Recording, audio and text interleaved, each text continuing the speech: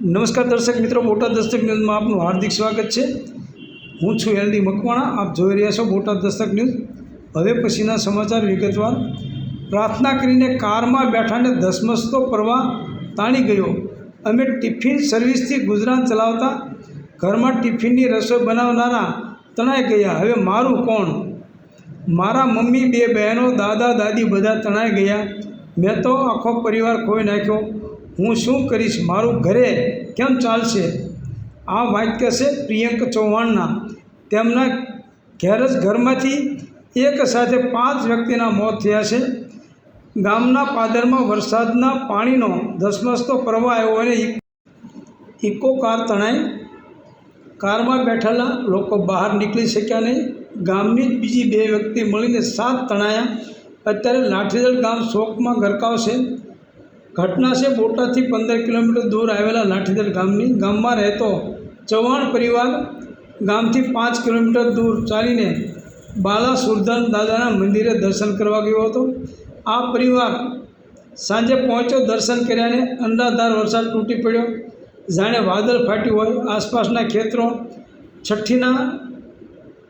ઘડીના છઠ્ઠા ભાગમાં તળાવ બની ગયા। ખેતરોમાંથી પાણી ઉછાળા મારીને રસ્તા પર વહેવા લાગ્યું। સુરધન દાદાના મંદિર આસપાસ નાના તળાવ છે, તેમાંથી પણ પાણી બહાર નીકળીને આવવા લાગ્યું। હવે શું કરવું? ચૌહાણ પરિવાર માટે સવાલ એ થયો કે ઘરે કેમ જવું?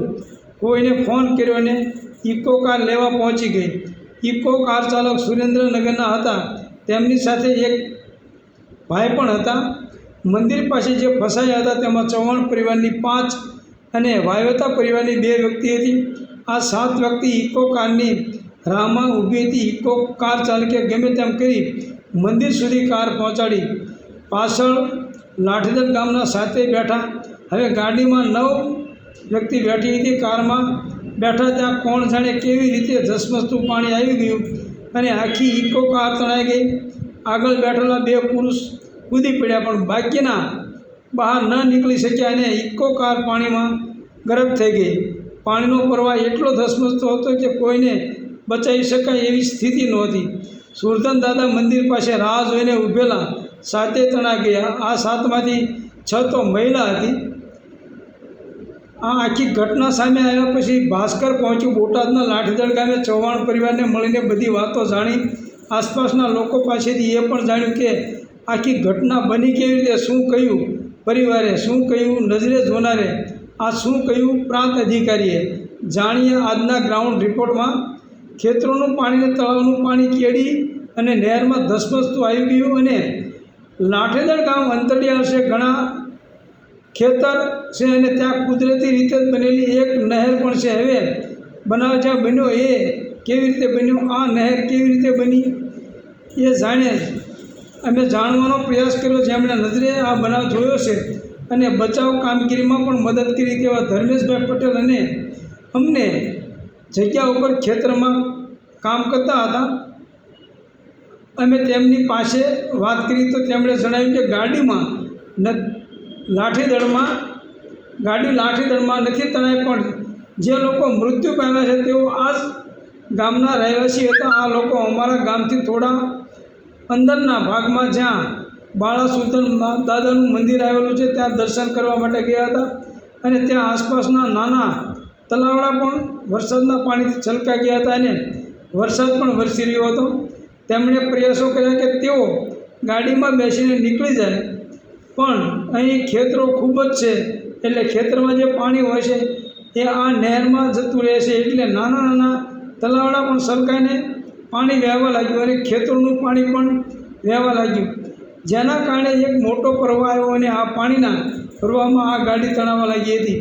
બાળા સુરધન દાદા મંદિરથી ઇકો ગાડી તણાઈ ગઈ હતી, જેમાં કુલ 9 જણા સવાર હતા। એમાંથી જે 2 વ્યક્તિ, જેમાંથી એક ડ્રાઈવર અને તેમની બાજુમાં બેઠેલા સાથીદાર બચી ગયા અને બાકીના જે પાછળની સીટ પર 7 વ્યક્તિ બેઠી હતી એમાંથી 5 લોકો તો એક જ પરિવાર છે અને બીજા 2 તેમના સંબંધી છે। એ તમામ લોકોના તણાઈ જવાથી મૃત્યુ થયા। આ ગાડી 2 કિલોમીટર દૂરથી તણાઈને આવી હતી અને મારું જે ખેતર છે ત્યાં નહેરની દિવાલનો ભાગ છે ત્યાં આવીને ગાડી ફસાઈ ગઈ। મારા ખેતર પાસેથી 5 જણાની બોડી મળી આવી અને અમે લોકોએ કલેક્ટર ઓફિસમાં આ બાબતની જાણ કરતાં થોડી વારમાં એનડીઆરએફની ટીમ આવી ગઈ અને તેમને બીજી 2 બોડીની શોધખોળ શરૂ કરવાનું શરૂ કર્યું, જેમાં બીજા 2 મૃતદેહો લાઠીદળ ગામથી 2 કિલોમીટર દૂર કેરિયા ગામથી મળ્યા હતા, જેનો અર્થ એવો થયો કે સુરધન દાદાના મંદિરથી 5 કિલોમીટર દૂરથી 2 વ્યક્તિ મળી. વિચારો પાણીનો પ્રવાહ કેટલો સ્પીડમાં હશે. જ્યારે દિવ્ય ભાસ્કરની ટીમ લાઠીદળ ગામમાં પહોંચી ત્યારે ગામના પાછળના ભાગમાં જ્યાં તૂટેલો રોડ ઉપર થઈને બનાવના સ્થળે પહોંચી ત્યારે જોયું કે અહીં રોડ પણ તૂટેલો હતો. જે જગ્યાએ આ ઇકો ગાડી તણાઈ ગઈ હતી, અમે ત્યાં પહોંચ્યા. સ્થળ પર જોયું કે આ એક કુદરતી નહેર જ બની ગઈ છે. એટલે કે દર વર્ષે જ્યાં વરસાદ વરસે છે ત્યાં ખૂબ પાણી વહે છે, જેના કારણે ઘસારો થઈને પાણીથી કુદરતી નહેર બની ગઈ છે. નહેર પણ કેવી 15 ફૂટ ઊંડી. અહીં ગ્રામજનોનું એવું કહેવાનું થાય છે કે રોડ બનાવવાની કામગીરી ચાલી રહી હતી ત્યારે કોન્ટ્રાક્ટરને અમે વારંવાર જાણ કરી હતી કે અહીં પાણીનું વહેણ વધારે હોવાથી અજાણ્યા લોકો અહીં ગાડી લઈને આવે છે. તેમને ખબર નથી હોતી કે આની ઊંડાઈ કેટલી છે. એના માટે કોન્ટ્રાક્ટરે બોર્ડ મૂકવાનું હોય છે કે અહીં પાણીનો પ્રવાહ હોવાથી સંભાળવું, પણ કોઈ બોર્ડ મૂક્યું નથી.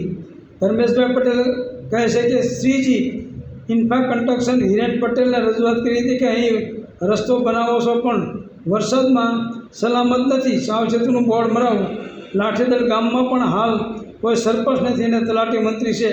તેમને ગામના લોકોએ અનેકવાર મૌખિક અને લેખિત પણ રજૂઆત કરેલ છે, તેમ છતાં પણ કશું સાંભળાતા નથી. જેમનો આખો પરિવાર સાફ થઈ ગયો છે તે પ્રિયંક ચૌહાણ લાઠીદળ રહે છે. ભાસ્કર તેમના ઘરે પહોંચ્યું, તેમણે આખો પરિવાર ગુમાવ્યો છે. પ્રિયંકે ભાસ્કર સાથે વાત કરતાં કહ્યું કે ઘટના બની એ કુદરતની હતી. પૂર આવ્યું એ મારો આખો પરિવાર તણાઈ ગયો. મારા મમ્મી, 2 બહેનો, દાદા દાદી આ સહિત 7 વ્યક્તિ હતી. સાથેના 5 પરિવારજનો ગુમાવ્યા છે. બીજા 2 સંબંધિત છે પણ ગામમાં રહે છે. હવે પરિવારમાં મારું કોઈ રહ્યું નથી. સરકારને અપીલ છે કે બનતી સહાય કરે. મારે આવકનો સ્ત્રોત હવે રહ્યો નથી. અમે ટિફિન સર્વિસથી ગુજરાન ચલાવતા હતા. રાજકારણને એ બધાથી હું અજાણ છું, પણ ધારાસભ્યની ગ્રાન્ટમાંથી કે રાજ્ય સરકારશ્રીની જે સહાય મળતી હોય એ જલ્દી મને મળે તો સારું. દિવ્ય ભાસ્કરની ટીમે આ ગાડી જે જગ્યાએથી તણાઈને આવી ત્યાંની જવાની કોશિશ કરી, પણ જે રસ્તે અમે નીકળ્યા ત્યાં હજુ સુધી પાણી ભરેલા હતા, એટલે ગાડી અંદર જ જઈ શકે તેમ નહોતી. અમે ચાલીને જવાનો પણ પ્રયાસ કર્યો, પણ પાણી ખૂબ વધારે ભરેલું હોવાથી અંદર જઈ શકાય તેમ નહોતું. અમે અંદાજે આ બાળા સુરધન દાદાના મંદિરથી 500 મીટર દૂર રોકાઈ ગયા. ત્યાં જોયું કે જે પ્રમાણે હાલ 500 મીટર દૂરથી જ આટલું પાણી ભરાયું છે, તે જ્યારે ઘટના બની ત્યારે કેટલું પાણી ભરાયું છે તેનો અંદાજ લગાવી શકાય. ગામના ચોરે બેઠેલા લોકો જ્યારે અમે વાત કરી, એ લોકોનું કહેવું છે કે ગામમાં આટલો મોટો બનાવ પહેલીવાર બન્યો છે. એક સાથે એક જ પરિવારના 7 લોકો મૃત્યુ પામ્યા હોય. ચોરે બેઠેલા લોકોએ પણ કહે છે કે અગાઉ પણ બનાવ બને છે, પણ આવો બનાવ પહેલી વાર બન્યો છે. અગાઉ 2 વર્ષ પહેલાં પણ એક ટ્રેક્ટર આ જ નહેરમાં પડી ગયું હતું અને એમાં જે વ્યક્તિ ટ્રેક્ટર ચલાવી રહ્યું હતું તેનું મૃત્યુ નીપજ્યું હતું. આ નહેર જોખમી છે. ખાસ કરીને ચોમાસામાં આ નહેરમાં જેટલું પાણી ભરાય છે એના કારણે આસપાસના ખેતરના છેડા પડી જાય છે, ખેતરને પણ નુકસાન થાય છે. આવા બનાવ વારંવાર બનતા હોવાનું અને આ બનતા બનાવ રોકવાનું કરી શકાય. જે વ્યક્તિઓ ડૂબી ગઈ છે તેમને કેવી રીતે સહાય મળશે એ જાણવા અને બોટાદના પ્રાંત અધિકારી અંકિતા ગોસ્વામીને મળ્યા. અંકિતાબેને દિવ્ય ભાસ્કર સાથે વાત કરતાં કહ્યું કે બોટાદ જિલ્લામાં ભારે વરસાદ થયો. ઉપરવાસમાં થયેલા ભારે વરસાદને કારણે પ્રવાહ એકદમ વધી ગયો. અમને ખબર પડી તો તરત જ ફાયરની ટીમ મોકલી તપાસ કરતાં અમને ખબર પડી કે ઇકો કારમાં 9 વ્યક્તિ હતી, તેમાંથી 2 પુરુષનો બચાવ થયો છે. બાકીની 6 મહિલા અને 1 પુરુષ મળીને 7 વ્યક્તિ તણાઈ ગઈ હતી. શોધખોળ માટે એનડીઆરએફની મદદ લીધી. શોધખોળના અંતે તમામ 7 મૃતદેહ મળ્યા હતા. અમે આ અંગે રાજ્ય સરકારને જાણ કરી છે અને મૃતકના પરિવારને તાકીદે સહાય મળી રહે એવો પ્રયાસ શરૂ કર્યા છે.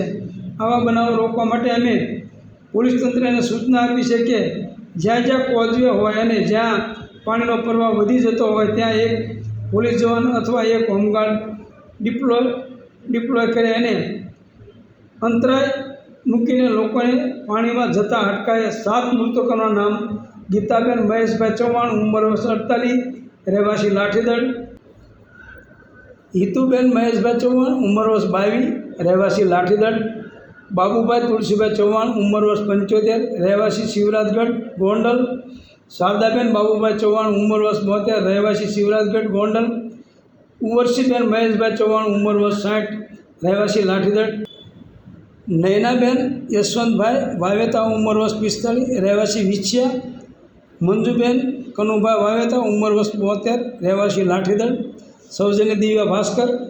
Botad Dastak news, LD Makwana, Botad.